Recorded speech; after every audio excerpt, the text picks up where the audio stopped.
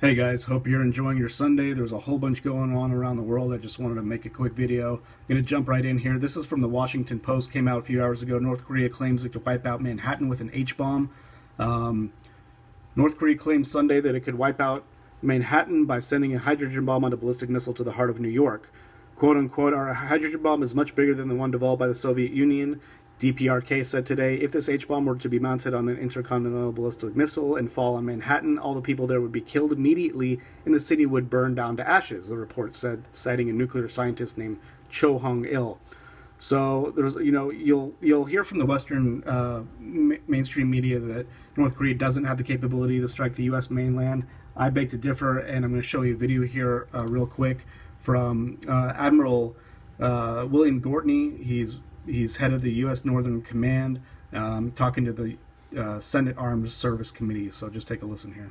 Admiral Gortney, can North Korea range any part of the United States right now in terms of their missile capability, and that's either the mainland or Alaska or Hawaii or any American territories in the Pacific? Sir, is the commander accountable of holding the trigger to defend the nation against that particular threat? I assess that they have the ability to put an ICBM in space and range the continental United States and Canada. So clearly, then Hawaii and Alaska are in absolutely, range. yes, sir. And do we anticipate that we'll have? You said ICBM, but nuclear capability ICBM yes, now sir. or soon? I assess as the commander there that it's the prudent decision on my part to assume that he has the capability to miniaturize a nuclear weapon and put it on an ICBM, and I have the ability today and range the continental United States and range all of the states of the United States and Canada, and you have the ability to engage that threat. Intel community gives it a very low probability of success, but I do not believe the American people want to base my readiness assessment on a low probability. I think you're very correct in that. I'll leave a link to that. It goes on to talk about how Iran is doing the same thing, and they're working in conjunction with North Korea to strike the U.S. mainland. So we have to keep our eye on that. And they're talking about how they could range basically any state in the United States, not just the east or west coast. Talking about Hawaii, Alaska, and basically Canada as well. So don't listen to the mainstream media when they're telling you that North Korea doesn't pose a threat to the U.S. mainland with nuclear weapons, because they clearly do. And this submarine went missing the other day. You guys might have seen this, and they haven't found it yet. They're talking about how it may have sunk, but this could just be propaganda. This could be used as a false flag. This sub could be on its way to the Atlantic, off the east coast of the U.S. or the west coast, and they could use this to strike the U.S. Who knows? This could be justification to invade North Korea with all the troops and the exercises that are going on. Over 300,000 troops with South Korean U.S. forces basically practicing to invade North Korea and strike their missile facilities over in North Korea. And Kim Jong-un is not happy about that, and he's been slapped with sanctions galore. And we're just a hair trigger away from him pulling the trigger on a nuke and launching it over to South Korea or the U.S. mainland. So with everything that's happening over in Syria, we have to keep our eye on North Korea, because to me this is ramping up. I think their agenda failed over in Syria for the most part, so now they're using North Korea. They're going to do anything to get World War III started, and I think the whole Korean fiasco is going to be the catalyst to set this whole thing off now. But I could be wrong, because Syria is not. There's still a lot going on today. There was actually a car bomb that went off today, killing at least 27 people. So far, no one's claimed responsibility. We all probably know that Turkey's going to come out and blame the Kurds for this, and just another false flag attack for them to put ground troops into Syria. They're still talking about partitioning Syria and all that. So the agenda is still there. They still haven't given up hope there, because ISIS is being decimated, but their window is closing very rapidly, but they still can launch some sort of false flag attack like this, even on the U.S. Mainland or in the U.K. to justify a ground invasion there, because they still don't want to leave Assad in power, and they want to take over Syria. In other news, let's see, Russia has evidence Turkish troops are in Syria now. So Russia, Sergei Lavrov was talking about in an interview broadcast today that Turkey, accusing Turkey of a quote-unquote creeping expansion on its border with Syria. So There was also a Syrian warplane that was shot down the other day by quote-unquote rebels.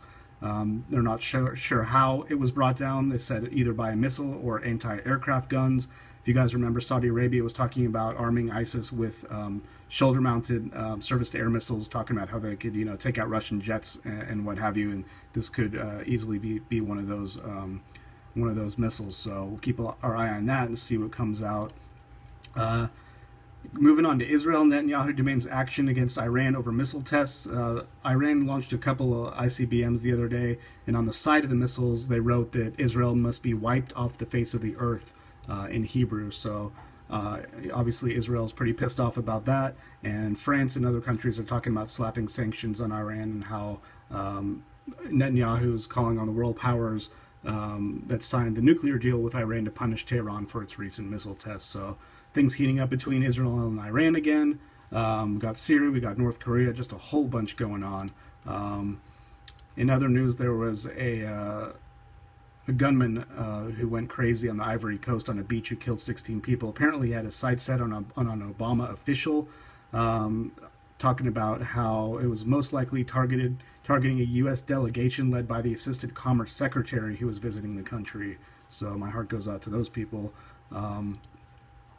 Let's see what else. One more here. U.S. aircraft carrier joins joint drill with Seoul.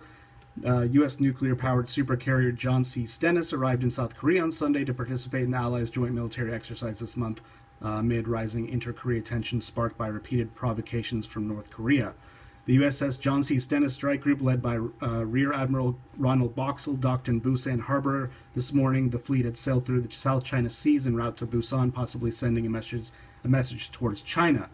The admiral went on to say that the commander of the U.S. naval forces, he said that their presence is to prevent further provocations from the communist state. And this guy came out on Press TV talking about how all the South Korean military drills are a warning to China as well as North Korea. As we all know, China has completely militarized the disputed islands over there, and just tension is growing over there. Now they've got a nuclear-powered aircraft carrier over there. What could go wrong, right? So, yay. Keep our eye on that. Lastly, out of InfoWars, this is an interesting article. I'm going to let you guys read it. Why threaten North Korea and China? Would Obama start a war to stay in office? I've been talking about this for months, how Obama was basically groomed to take down America and start World War III and usher in the New World Order agenda. I don't think he's going anywhere. My friends and family think I'm crazy, but there are plenty of people out there who are in agreement saying that Obama is not going anywhere. The elections are going to get canceled. He's going to declare himself king. Something's going to happen on U.S. mainland where he's going to use his authority to induct martial law across the country, and that's what all the training, that's what all the military exercises have been going on between Jade Helm and all the military movement via trains, all the